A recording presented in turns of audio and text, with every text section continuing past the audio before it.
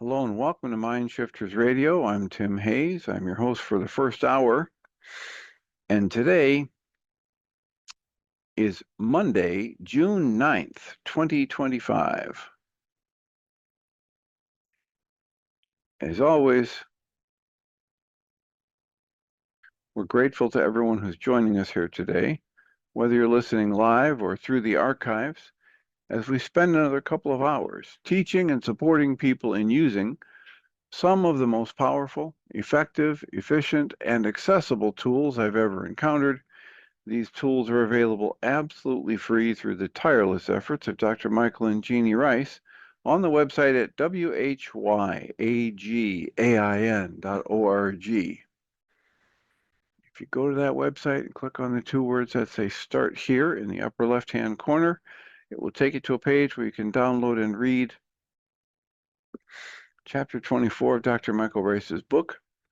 His book is titled, Why Is This Happening to Me Again? And that chapter of the book contains a narrative description and explanation of the primary tool in this work.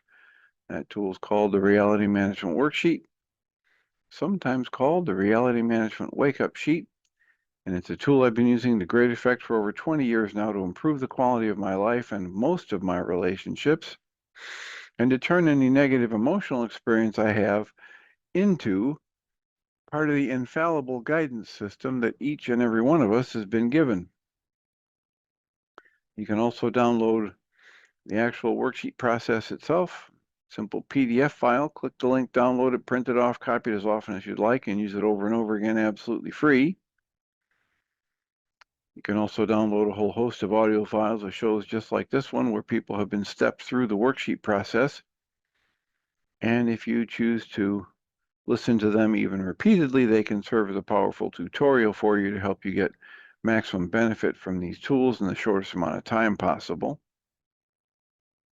You can also go to your app store and type in the three words Heartland Aramaic Forgiveness.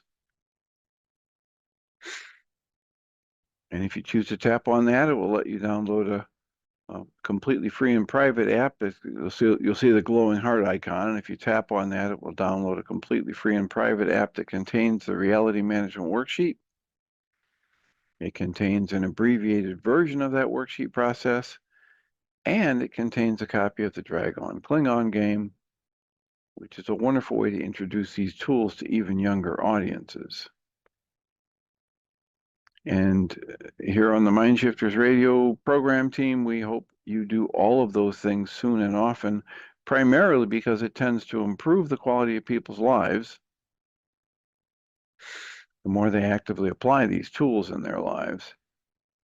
And secondarily, because it tends to prompt comments, questions, answers, and testimonials. And if you have any of those to share with us, we would greatly appreciate you doing so. You can email me at tjh@mindshifters-academy.org, or you can email Jeannie at jeanie@whyagain.org. That's whyagain.org.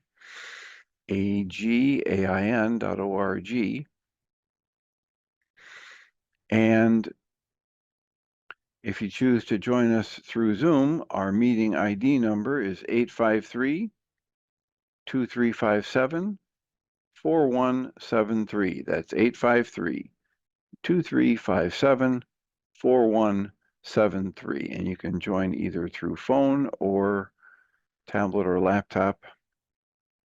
And we welcome you, and we look forward to your comments, questions, answers, and testimonials, because this seriously improves, most often it seriously improves the quality of the discussion, the interactions, etc.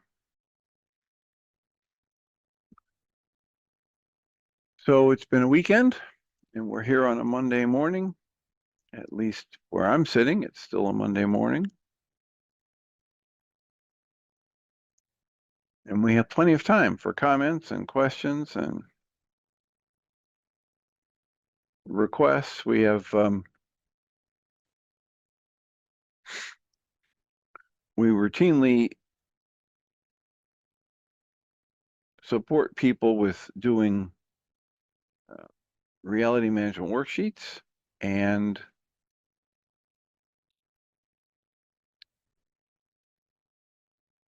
we've been reading through the book A Walk in the Physical by Christian Sundberg, and going through the Q&A section.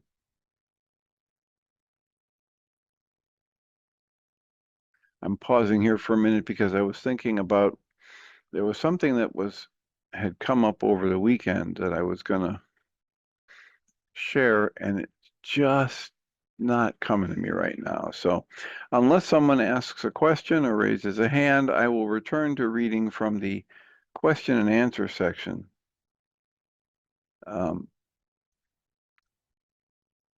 And as a preface, I like to repeat every time we go into this that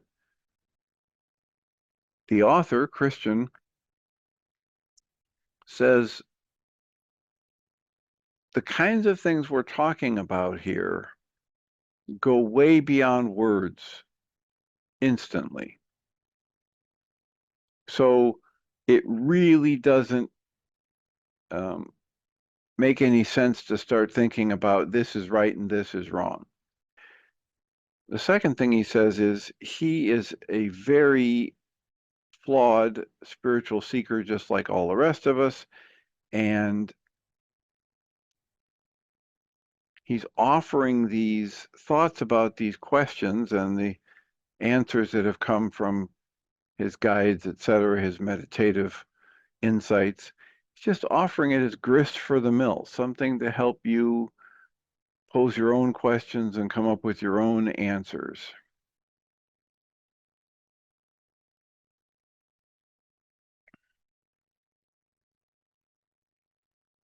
I think part of what I was going to mention is that I hear, and I listen to Guy Finley sometimes on the weekends.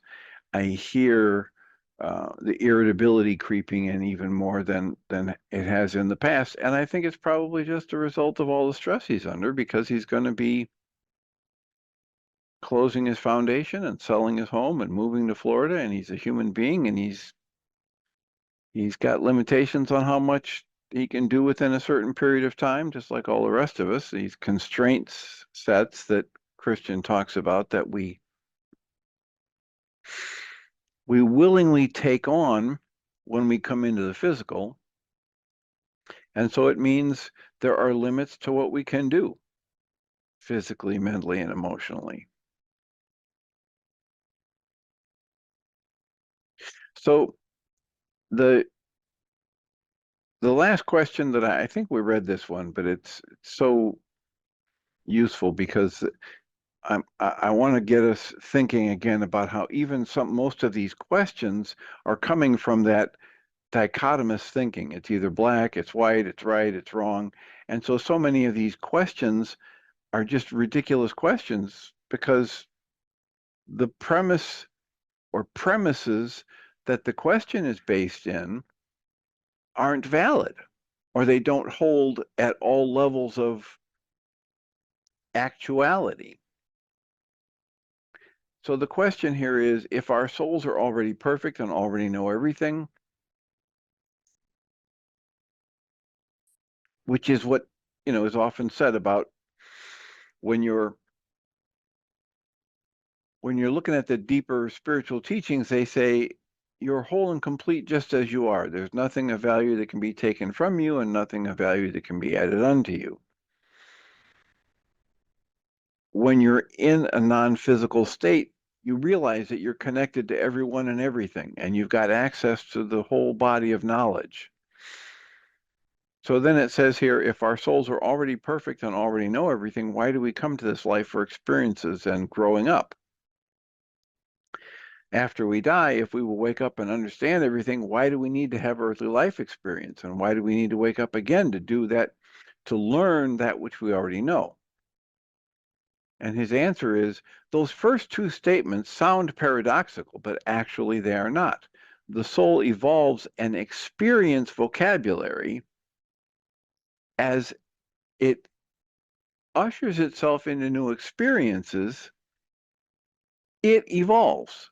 It learns experientially not intellectually, but experientially. So the soul comes here to have this experience and expand its own true nature. Again and again, they say the true nature of you as a soul is love and joy. Your true nature is the energy of creation expressing in form.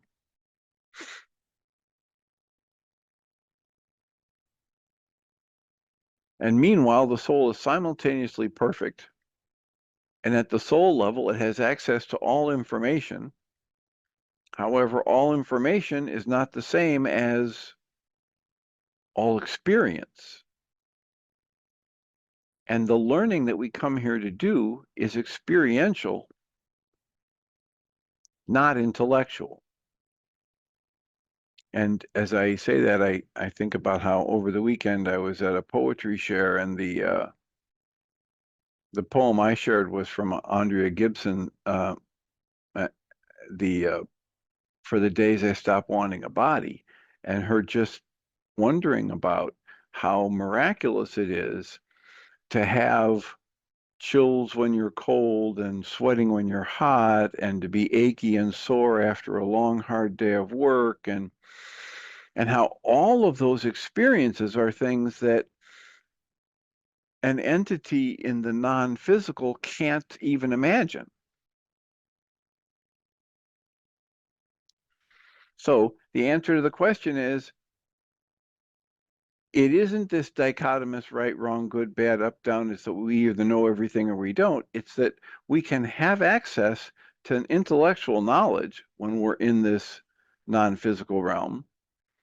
And that's not the same as having an experiential knowledge of having lived through getting a cold and a fever, or running a marathon, or having an orgasm, or having a lovely gourmet meal with friends and wonderful conversation. And these are deep, rich experiences, and that's what is supposed here as to why we're coming into this physical realm.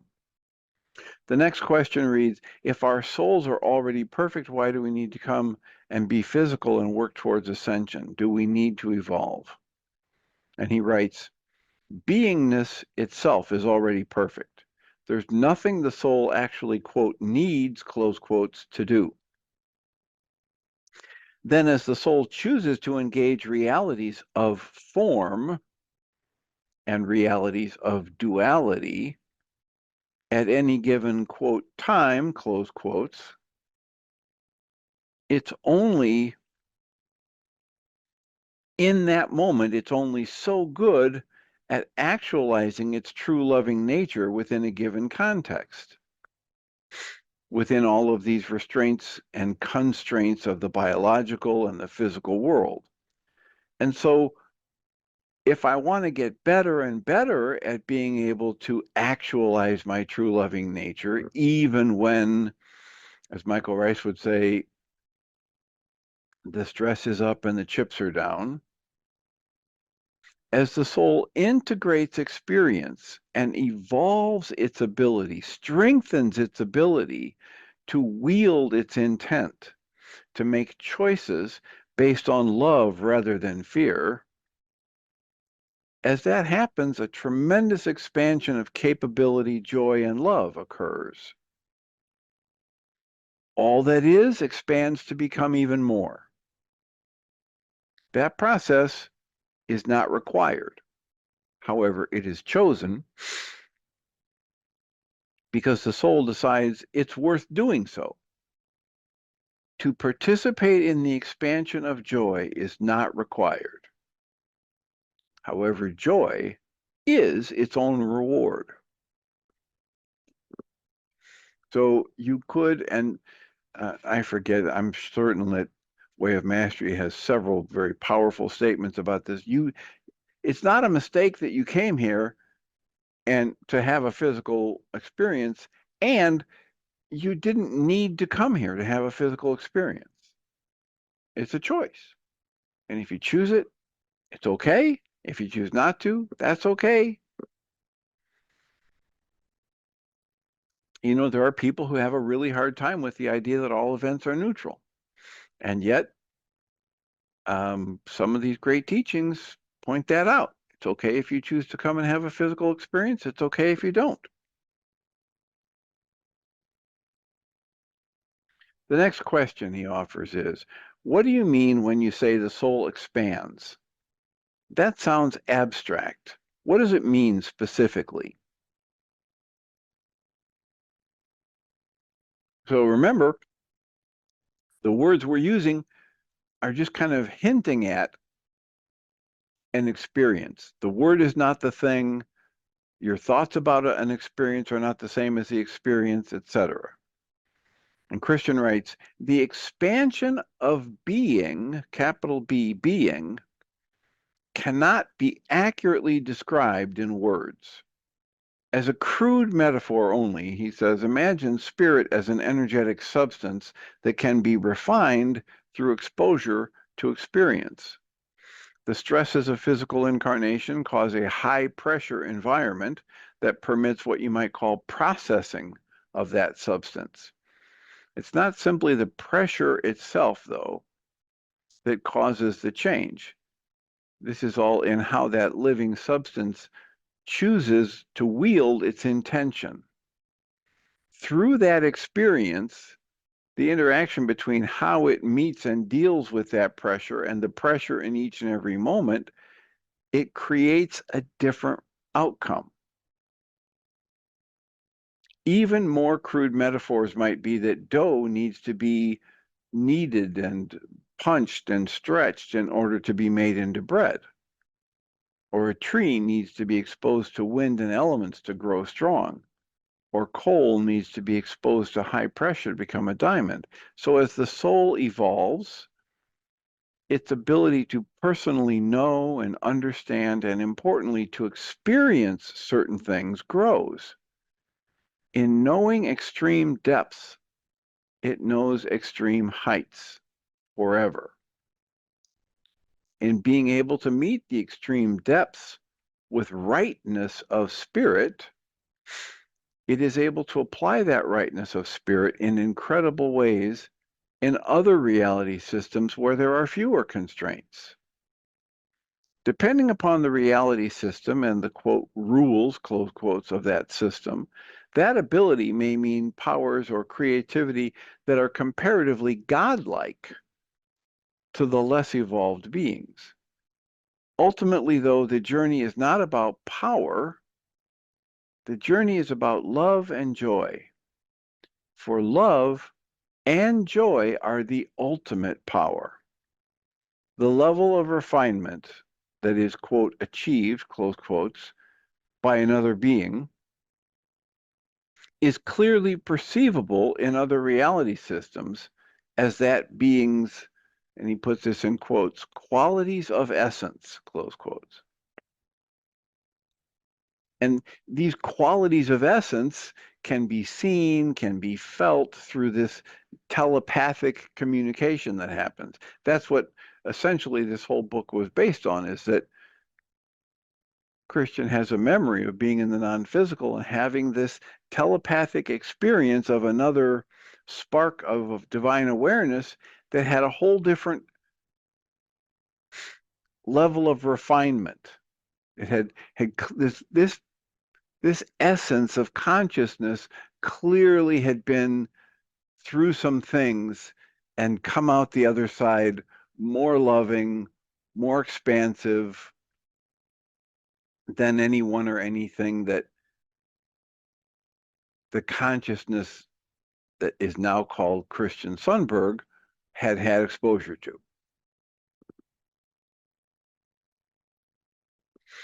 So it isn't that it's a whole personality. It's not that it's a person. It's this stuff that goes beyond words, but there's a quality of essence that changes as we go through our life experiences and we expand our capacity to remain loving in a wide range of constraint sets. The next question is, I still don't get it. How can such difficult experience be helpful? And Christian writes, the expansion of being is a refinement and increase in a great many aspects of personal and collective experience. One way it is important to consider this is through the emotional understanding rather than the intellectual understanding. The following crude metaphor may be helpful. Imagine two movies. In one of them, people always love each other and care for each other, and they create beautiful things all day.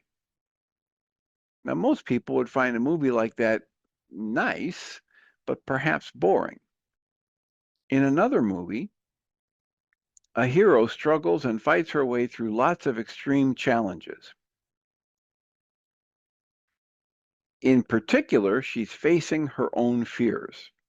And then she ultimately masters them, driven by a spirit of love and compassion that she defends against all odds, and that same spirit that she uses to help and save others. Even if certain parts were difficult to watch at the time, the second movie is far more compelling, and it yields a much larger experiential result. Metaphorically, if we are in the movie right now, and after having processed the extreme contrast of Earth, we experientially know something that we may never have known before. And what's more, we become more. And as we become more, all that is becomes more as well. And that process is ultimately additive. So even though there are difficult things that happen, it's just like the process of going away to college. You know, if any loving parents truly loved their kids and thought their whole purpose in life was to keep their kids from any kind of negativity or struggle, they'd never send them away to grade school or high school, let alone college. So how could loving parents send their child away to college? Well, because they have an understanding that while there will be difficult times and challenges, the whole thing, taken as a whole, will be worth it, and there'll be tremendous growth. If they're lucky, positive growth. There are people who go away to college and they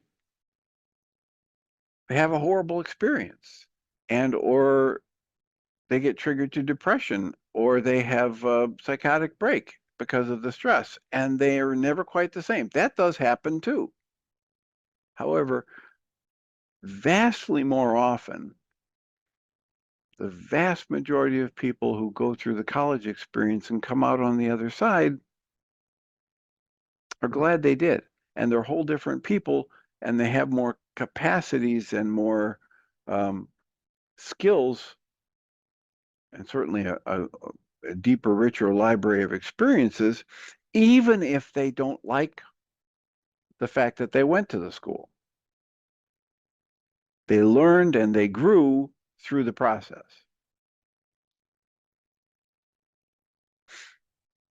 The next question is, I've heard the Rumi quote that says, "This is a subtle truth. Whatever you love, you are," close quotes. And the question is, what does that mean?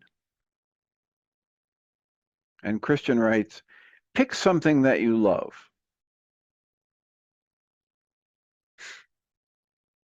Pick something that you love. Your form is not its form, but your nature is the same as that which you love. So you pick something that you love. I love horses. Well, it's not that you are a horse and your body now becomes that of a horse. It's that there's something about that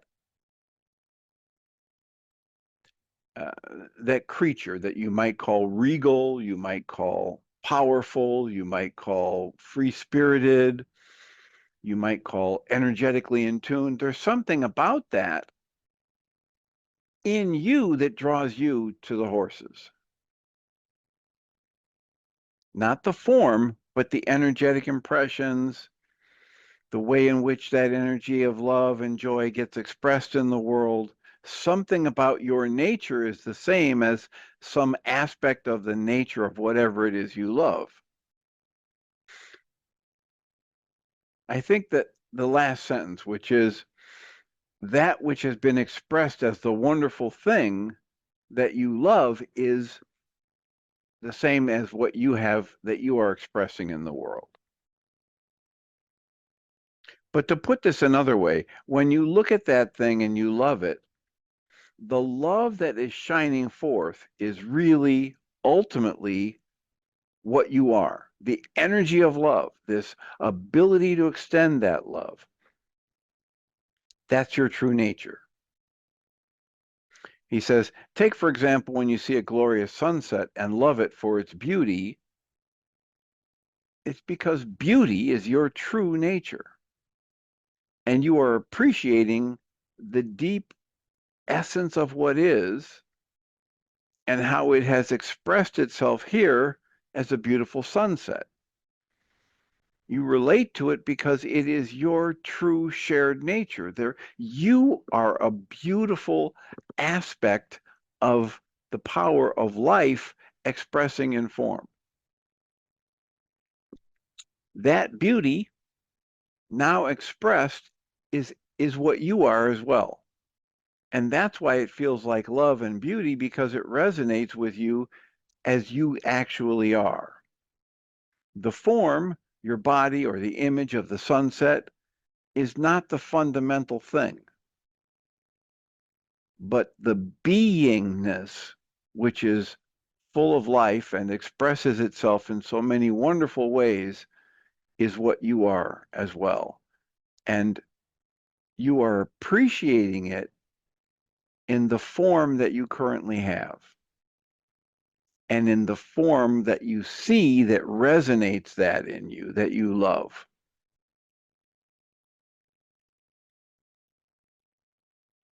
So, there are different levels of scale at which this is recognized. I remember one time on the internet show, we were talking about not putting people on a pedestal, and we're going back and forth with this woman. Her name is Michelle, and at one point she said, "Well, I get it, Tim. If you spot it, you got it." That's one of those catchphrase ways of saying what the Way of Mastery says. It takes one to know one, and it's this kind of a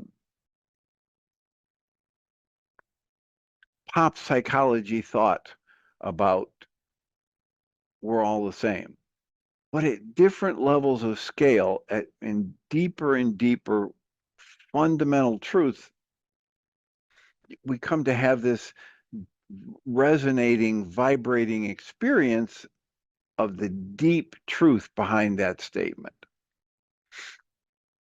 When you are out in nature and something stirs in you and you see a fawn, or you see a beautiful tree or a flower, or you see you come around the corner on a path and it opens up and there's a waterfall at the end of a little ravine, and it just moves you, it's because there is that ability in you to recognize it, because there's a similar resonance.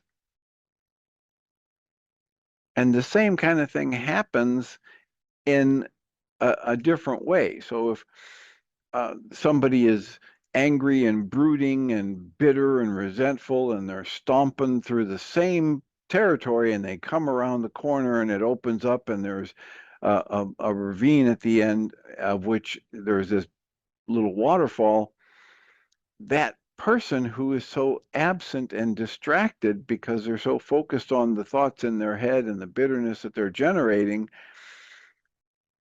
they may completely ignore it as though they didn't even see it, or they might start throwing insults at it for being a puny, ridiculous. I thought they said this was a beautiful waterfall. Look at that little thing. It's like somebody's, squirting things out of a turkey baster. What I have going on inside of me dramatically colors, shapes, or distorts my perception. So when I'm out in part of nature and I'm in some kind of calm, open, allowing space, then when I have some experience of the beauty of nature, it's because I'm able to resonate it within myself. I'm able to be consciously aware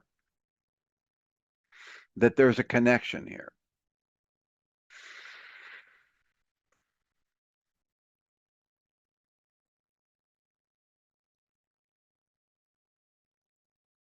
I think I was listening back over the weekend to April 2nd. There's a book that was recommended by Sally, who started to attend the support groups. And it's a book about, how emotions are created. And I was doing some reading from the introduction of that book and talking about how powerfully we engage in processes that create our emotional experience. It's not that they just get triggered in us and it's an automatic process. It's not the classical theory of emotion, that it's the same for every person and they're built in like instincts. And there's just a tremendous amount of research that demonstrates that's not the way these things work. And therein lies the value of something like the reality management worksheet or the EFT tapping or the mind goal management sheet or the targeted journaling that Michael calls the mind shifter. Because if we were already hardwired for all these different emotions and the outside experience is what triggers it into activity and then it just floods up in us, there'd be no value to doing a worksheet process. The only thing that would be of value then is to figure out how to change these outside events so I wouldn't have to feel what my mind is telling me is created by the outside event. But when we have researchers who are digging in and uncovering, and we've got the ability to do a worksheet or two and demonstrate to ourselves, oh wait, nothing changed on the outside, but I'm already feeling better inside. We step into this direct observation that we have a lot of personal agency when it comes to how we are experiencing life moment to moment. So the next category is near-death experiences. And Christian writes here as a disclaimer, I am not a near-death experiencer. He writes, as with all these thoughts, I share these comments from my own perspective for consideration only. And the first one up is, why do some people have near-death experience and others who get close to death don't? And Christian writes, the question is, why do we not remember our greater nature every day? Why do we only remember being human? Well, the answer is that when we come to be human, we have to accept this veil of forgetfulness or amnesia. The constraints in consciousness space that go along with being human and having a body. We have to accept that, or we just don't have the experience of being human. He writes, the veil makes it so that we do not remember all of what we are, which allows us to focus on the human experience and have the full experience of separation. All of us have non-physical experiences while our bodies are asleep. And because of the veil, we also do not remember those. When the body dies, the veil is removed. But many either don't get close enough to actual death to have a near-death experience, or they have an experience and they don't remember it because of the veil.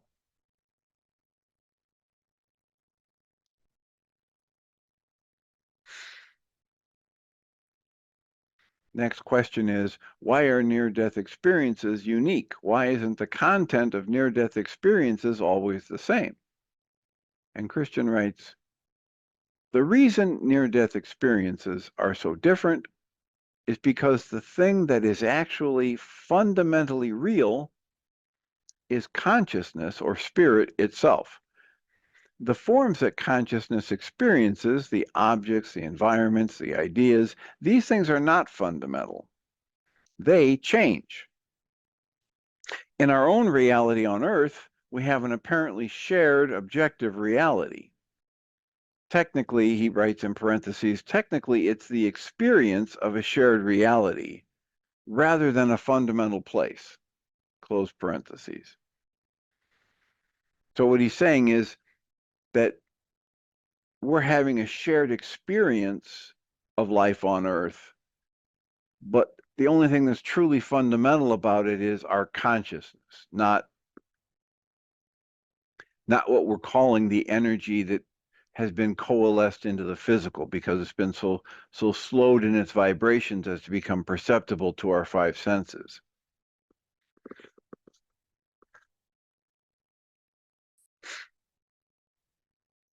So all of these forms change, as the Way of Mastery says. Everything that begins in time ends in time. All of the energy that's moving in and out of a state of, from pure energy into, a gaseous state and a solid state, is all going to move back through. The only fundamental thing about all of this form is that it all changes, because it's all arising within what's truly fundamental, which is consciousness.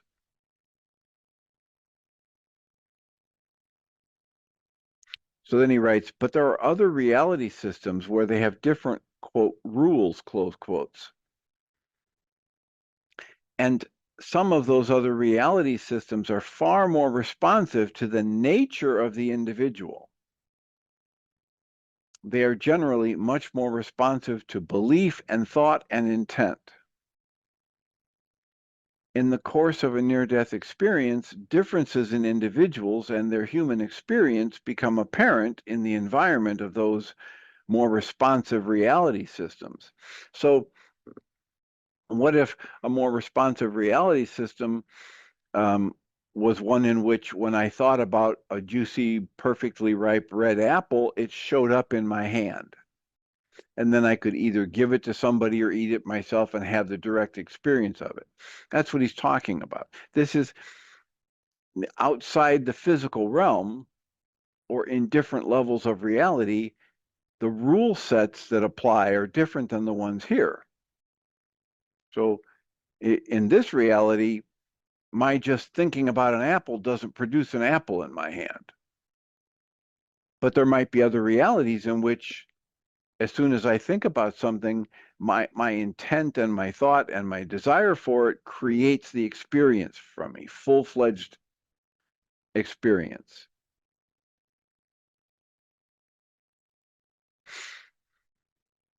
He writes, the higher realities speak to the earthly personality in this language of experience, and in the same language of experience that fits that particular personality. They are very real experiences that are in many cases custom made for the individual, until that individual, quote, steps past, close quotes, the local personality. In other words, if a person goes to the point of no return and they're not going to return to the physical, then it all clears up. But if they're going into that near-death experience and they're going to return, they're going to have a near-death experience that fits their style and personalities and their lived experience in the physical realm.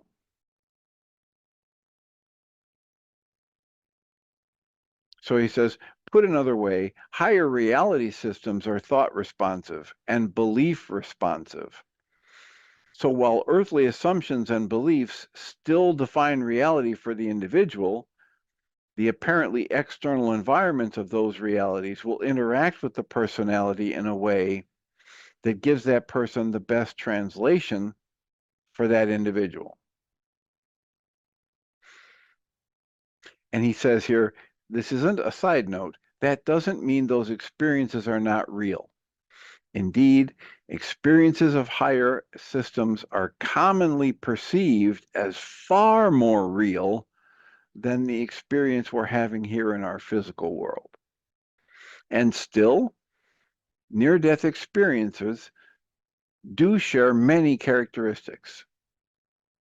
According to Dr. Jeffrey Long's book titled Evidence of the Afterlife, in which he studies the near-death experience of 613 experiencers, 75.4% of those near-death experiencers experienced a separation of consciousness from the physical body.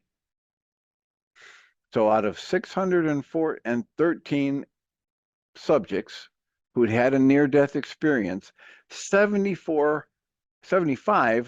% of them experienced a separation of consciousness from the physical body, and 74% experienced a heightened sense perception, while 76% experienced intense positive emotions or feelings. And this is just to name a few of the characteristics that he found as he interviewed 613 people who'd had near-death experiences.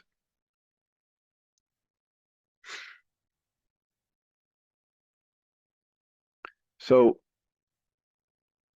Christian writes this next question. Okay, I get that near-death experiences and non-physical experiences are unique, but some are totally unique. Why do people who have returned from bodily death occasionally report significantly different experiences about the afterlife? If the other side is real, shouldn't everyone see the same thing? I love this question. I chuckle at this question because we've talked about. We used to meet for the Tuesday group, and on a regular basis, we'd show a video. We'd get back to the table, and people were saying, "Why is that guy so angry? And why is he talking about all these problems? Why?" And nobody else at the table heard anybody being angry. So we mistakenly believe. God, I wish I could share this with you. We mistakenly believe that when we look out through our eyes, we're seeing exactly what's there. And that's the same as what everybody else who is, quote, sane is seeing. On Saturday, I had the pleasure of having a dinner with my two sons. They're in their mid-30s. And as I was driving there, I was thinking about how a number of years ago, they were trying to teach me and teach the family this card game that has these brightly colored, really beautifully artistic cards. And so as my sons were explaining it, they said, so there's green, and then there's the red ones, there's the black ones, and they were handing us these cards, and they were saying these red cards, but as I looked at them, the emblem on the red card, to my eye, was completely yellow. It was undeniably yellow. There was nothing reddish about it. Now, there were other parts of the card that were red, but within this little dot, it had the icon in it, it was yellow. And so eventually, as they kept saying, the red cards, they said, so why is there a yellow dot here in this red card, essentially? And they said, no, that's red. And they thought I was kidding them.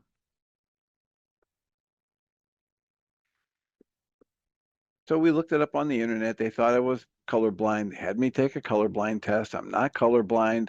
I haven't had this problem before. So when I went over there for dinner on Saturday, I decided to get the iPhone out and take a picture of the card because I thought maybe I'll go back and look at it and it'll look red to me now. Maybe something, in my own brain chemistry, but it still looks yellow. So we took pictures, and the iPhone cameras have all kinds of high resolution, etc. So we would take a picture of the corner of the card and then zoom in, and then zoom in again, and zoom in again. And sure enough,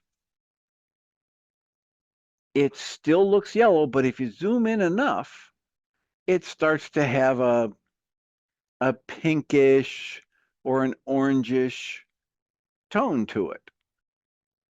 And the fact of the matter is, you're not having the same experience of life as the people around you. So I'm laughing at this question where it says, hey, if this was really real, wouldn't everybody have the same experience of it? Wouldn't they all say the same thing? And the answer is no.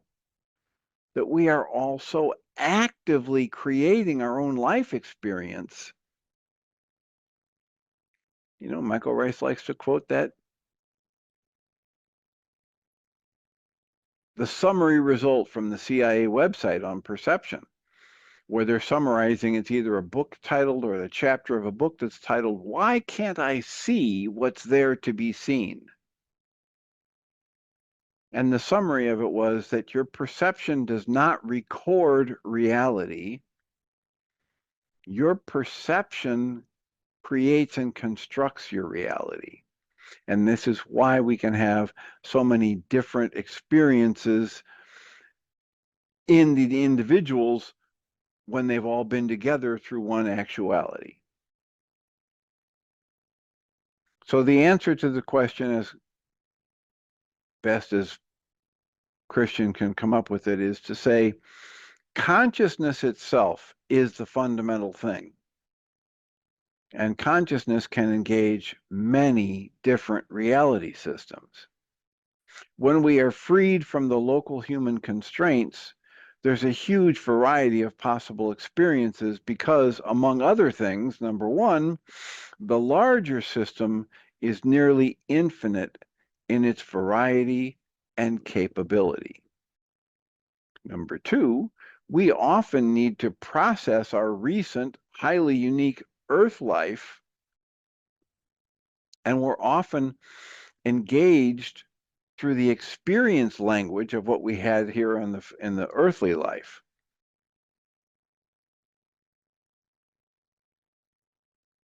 The third point is our, quote, higher natures, close quotes, are also exceptionally unique. So even though we're all part of the one mind, even in the non-physical, there are these flavors of energy and impressions and qualities of ability to express this loving energy. And they're different from one spark of the divine mind to the next. Our higher natures are also exceptionally unique. The fourth point he makes is there are higher processes, he says in parentheses, laws, close parentheses, that are at work that help direct us according to a myriad of factors. So it's almost as though he might be saying, he calls it processes. Somebody might visualize there's a God out there who's going to, make sure that I have the experiences I need to grow in the way that I need to grow, etc. And the fifth point he makes here is there are often, quote, plans, close quotes, that are at work. Both plans we have made beforehand, even if we have forgotten them, and those that might be from the bigger system or, quote, higher up, close quotes. And those plans or those ways that things fit together that we can't see drive what we have an experience of. In general, we should be careful not to take our locally learned assumptions, like the assumption about what is most real, and if it's really real, then it's got to be shared by everybody, because what we're calling this apparently objective reality isn't the same. It isn't an objective reality because each of us is creating our own reality. And we have this tendency because we've been programmed to think that we know how things should be. And so we should know how the higher system should be. And the essence of it is that the higher systems go beyond what our intellect and our ability to make a discernment about what's right, wrong, good, bad, up, down. It goes beyond that each new heartbeat. So if we're sitting here judging it, it's just a silly habit we've been trained into, and it doesn't really matter. It's like, I've had used this image before. When I decide that this isn't the way it should be, and God should be this or that person over there shouldn't be doing that, and we shouldn't have to suffer in our earthly life, etc. When I have those, I might as well be standing in the middle of the Mississippi River, facing upstream, yelling at the water that it should all turn around and go the other direction. It's ridiculous. It's not going to happen. I can do it. I can wade out into a river and scream at the water, but it's not going to have any serious impact on anything except my experience in that moment. I was listening to one of the newer episodes of Dr. Roger McFillin, and man, what an eye opener it was for me. I'm sure it wouldn't be for most other people, but with my 51 years of experience doing therapy and all of this stuff you read and get exposed to, and 30 some years ago where I was introduced to the mind body energy system work and EFT tapping and things like that, and the neuro emotional technique. And here's this young guy, he's only been doing therapy for about 20 years, 30 years, whatever it is. And he's just opening his mind to the possibility that some of these EFT tapping things or other mind body energy things or the actual working at different deeper emotional levels can have sincere, profound impact. And I just had to chuckle. It was like, each of us can only know what we've been programmed to know. And each of us can only start to have those experiences that we've allowed ourselves to be put in the way of.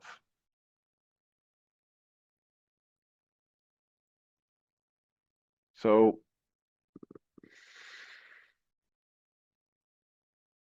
I suppose that little sidebar is about this dramatic difference between this intellectual knowledge and the lived experiential knowledge.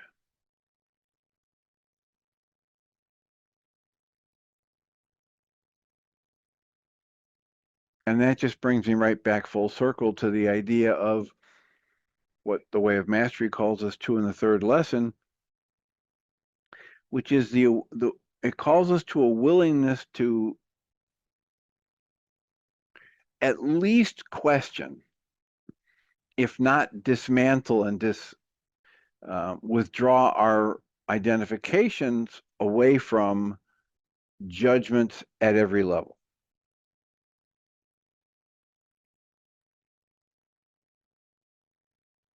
Imagine if you could usher yourself back into the kind of mindset that you had when you were a toddler,